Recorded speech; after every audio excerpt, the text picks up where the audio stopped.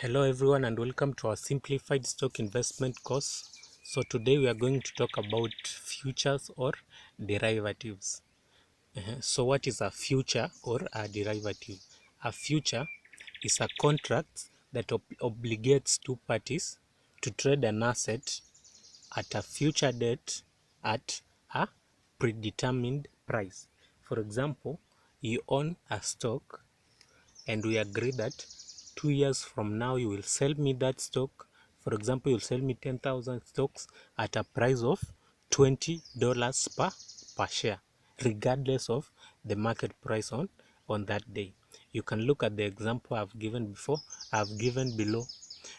George and Tony agree that 2 months from now Tony will buy 10,000 shares from George at a price of $10 per share, regardless of the market price on that date. Important to note is that futures provide a good way to lock the price of an asset. For example, we agree that 6 months from now you will sell me this asset at $17 per unit asset, regardless of the price on that day. For example, if on that day everyone else is selling for $20, I buy for $17. Types of derivatives or types of futures.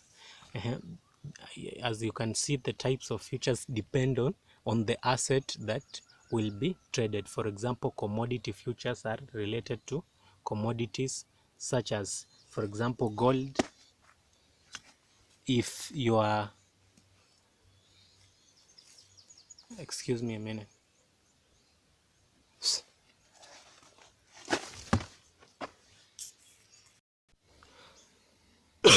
Excuse me for that.